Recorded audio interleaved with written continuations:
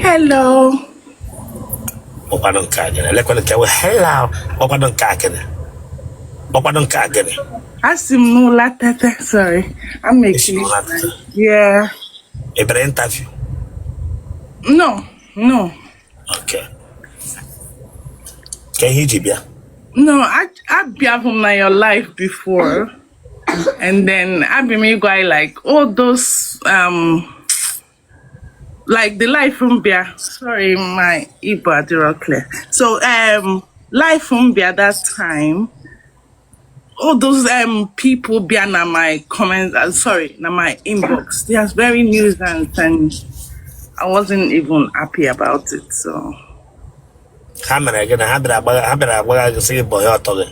Not really. They're like nuisance. I might get like nuisance messages and all that, and I wasn't really happy. I was thinking there would be a personal person, like matured dimba. Matured dimba. Okay, how old are you? 39. Okay, now you need a mature. Which country are you now? UK. Okay, that live stream, the people meeting you are not matured people. They are small boys. Yeah. Okay, and you don't want small boy. Okay. And I know all those nuisance messages I like I was like, and I can't stop it. It's just annoying. Okay. Ciao. Now, since you need a matured man, like what age? Like late 40s. Late 40s. Late 40s. Onye no 50 one area sugar or got walk. Let here we short. I'm not joking here. You only 50 one area sugar, you may accept. Wow. I'm healthy person. Healthy. When no more can they healthy one, they can especially they cannot eat till not a year now. Most of them, UK. Okay, what of a young man or not Germany? Germany. Yeah. No, I don't like. I try distance, any distance. Okay, let me do it for you, Amaka. Let me get somebody here from comment section. If you are in UK and they're single, just send me a request. Type yes.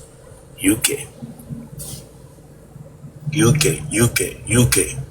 And Bishop, I can wear like a good job and have a good credit history. Like I yes. So he need to get when a good job. Yeah, and good credit history. Like a good credit. Oh, okay, yeah. Now UK, they want good credit, bunding like they have good. He mean by good credit or where go? Not really ego. Like more me to Mexico, yeah. But in the UK, man. Listen. He made chabri. Your name and Lara before. Merem explain what the truth. Don't Araba like before because they need to be here where they wine age at Tofaba. In my house is Nunu Neje a break in Woke House at Tofrahaba. Bishop, can you mean by Allah? You went Colomental before. You went like good credit, like credit to each other. Or when you go on account or call Wogany. I don't know it's Mexico, yeah. Man, they want good credit, like credit score and credit history in the UK. On doing well, like a good they manage their money. When you know how to manage your money and all that. So okay, man, my case I manage ego. Exactly. Okay, now Chiakage select. Okay, hold on. Moderate the one person. Let's see how it goes. Pharmacy, which country on your camera? Bishop, good evening. Where got your camera? Sorry, not good evening, good afternoon, okay. Jerek Amiga, sorry. Yeah, sorry, let me I just to work now, Bishop. Good evening. I'm outside, I'm in Nigeria, sorry. You know, Nigeria, that we're going to UK, give you a bit. I sent request long ago. I sent the request long ago. Hello, Bodeno. I'm from Nigeria, Bishop. Hello, I sent request. Nigeria. KB Basri. Nigeria. Amaka Toroyan no Nigeria. No. Bishop. This girl will interview here. And the video on my YouTube. And nobody who this girl, oh, they matured or material.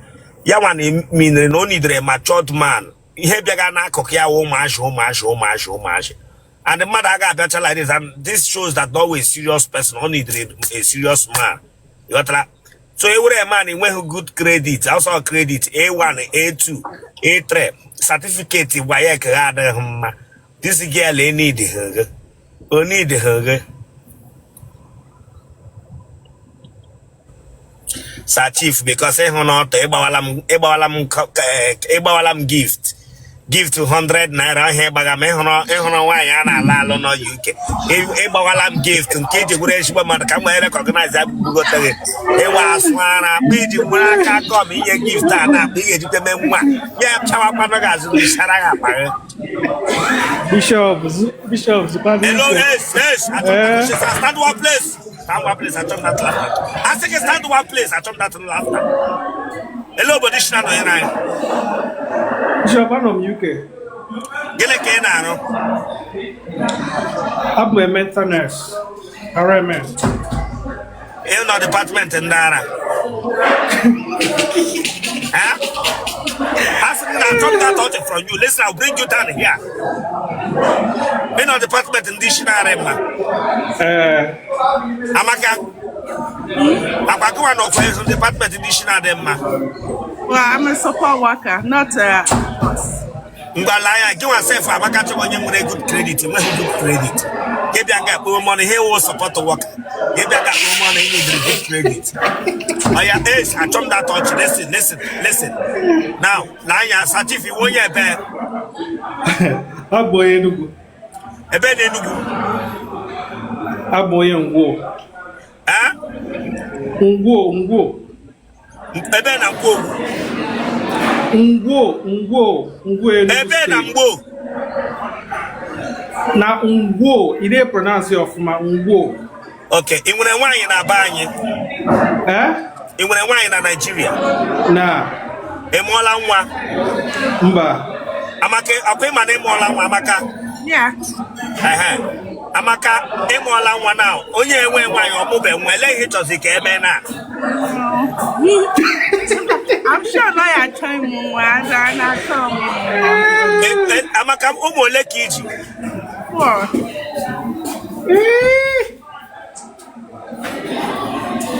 4 children. Yes. Okay, Sachif Nkapalago. Okay, have a nice day, Sachif. Amakalanya. I'm gonna need you 4 children. Okay, take the grace of God. I'm gonna chineke women a man no natural one from you, G4 children. Now, every when 4 kids now, he need the wine, mokelora wine, dia widower. He need the moke jomo, like 5 or 7 children, now, according to Akugos also no gano na Bruno, Abrogewa Brunde widower. Do you understand? Right. Abrogewa, hold on. Abrogewa Brunde widower. Now, the truth is this, Amaka. Let's face reality. Let it not be naive at your interview. It means that now you have not gotten a man. Oh God, they had give me with them okay. But do you know that there is a way you befriending somebody? Giomo. At the long run, when you decide not to relocate due to your character. Do you understand? Due to your character, he decided not to relocate. Without minding, only get a man actually a boogie. Through that friendship. Now, he decided not to relocate. If you are aware. Yeah. But when you capitalize it now, any drink. Yes, I seem no young woman. Otele on a pistol and a cigar washing and setting. Yes, that is the simple thing. Hold on. You want to mean by that. I don't need those smiles from you. I don't need it from you, please. I don't need it. Remove your hand from your mouth, please. Can you sit up? Okay. I don't need all those laughter. If you are here, be serious with me. Okay. Now, Amaka, 2 things is involved. You are 39 years old. You have 4 children, right? Now, he need Idiawo. Okay, Munyanwo. Nwokorobia ọbụla ịhụrụ na-alụbe nwaanyị na-agbara dị mkpa na-eji nwa gị na akụga ọlụọ gị wish gị just thank your God. Enwere ụmụ nwoke young boys dey like that. Ha like ndị sugar mommy because ebela na sugar mommy na. Oh my God, I'm not sugar mommy. But here we sugar mommy, Amaka. No. Amaka, you were sugar mommy. No. You are a sugar mommy. Listen. Oh my God, yes, that is the truth. God. That is the truth. Okay. Ebola from Tam. Hey Belana, we Belana Tokumbo. Yes. Oh my God. Oh my God, you understand? I think that's Nigerian mentality. Now, Amaka, what you are taking much of my time. What I will do for you here now. Any man, G1, he need the wine walk away widow or walk G1. Abroha, Nabataporello wine, Abomo, just like Ned in Woku. Abroad. That is the truth. You choose one. Walk G1, or walk when an entitlement to have 2 or 3 wives. Yeah, but fair enough. If a single guy, not like a single guy, maybe on your go wire before, and then maybe they are not more together or a divorce. Okay. Single father. Yeah, it's okay, divorce, so it's okay. Okay, I only know na UK. Ya na we get to forgive outside and when because type on my comment section. Say I. Bishop, remember, Onyenwe is Bolu. Listen. Because in that song, I'm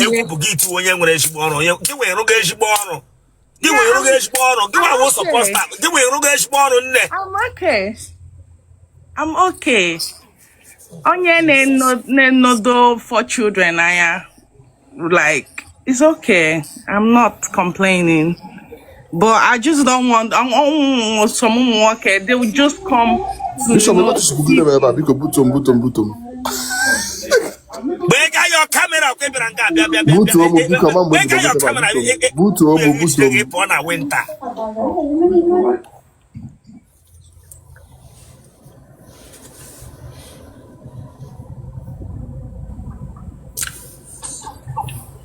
Lion, single fathers can come to Nigeria. In Nigeria? Yes. Only Nigeria. Don't know. They always have intentions. How are their intentions? What the UK now when they want intentions on where are you people? They went on a comment section. Show yourself if you are in UK. And they were here now, write in the comment section. This woman have 4 children. 4 children. 4 children.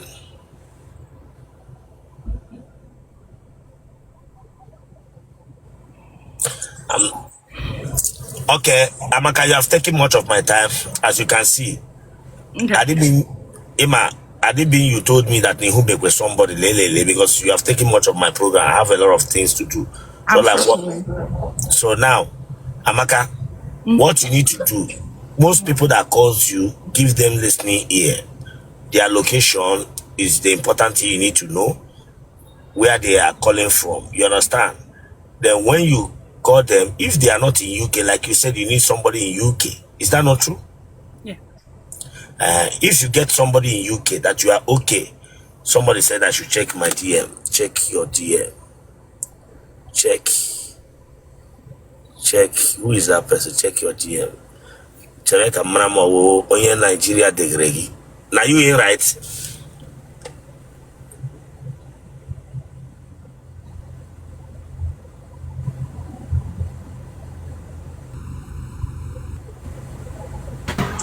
I mean, you say make I check my DM.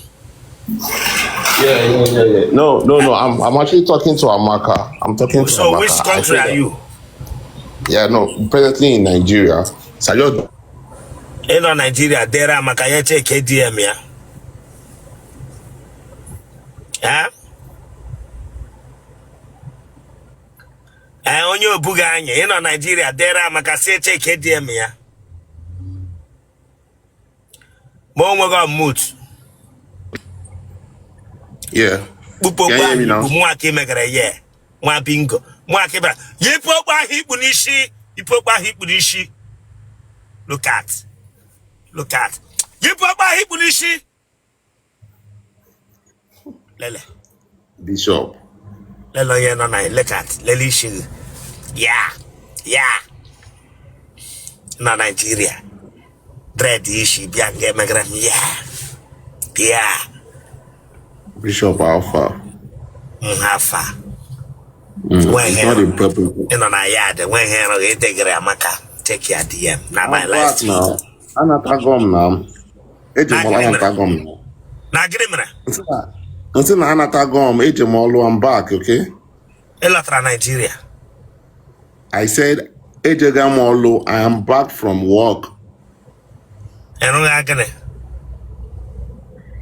I'm I'm into logistics though. on your way bill. Ibranga sama can take your DM. Na life ngebanga bagara miya. Oh, Well, boy, bakali this sege is- wa bingo. Ibranga bagara miya on your way bill. On your transloaded. Branga be That's not on it. your desperate rider want to remunga desperate rider and the MTN ko won the full stuff. Branga be na look at the me show. In a Nigerian guy begram ya. Begram ya. Oh yeah, desperate rider. Yeah, into loading. Oh yeah, don't want to share a problem get implicated. Tako share about to run guy one bingo when I went man when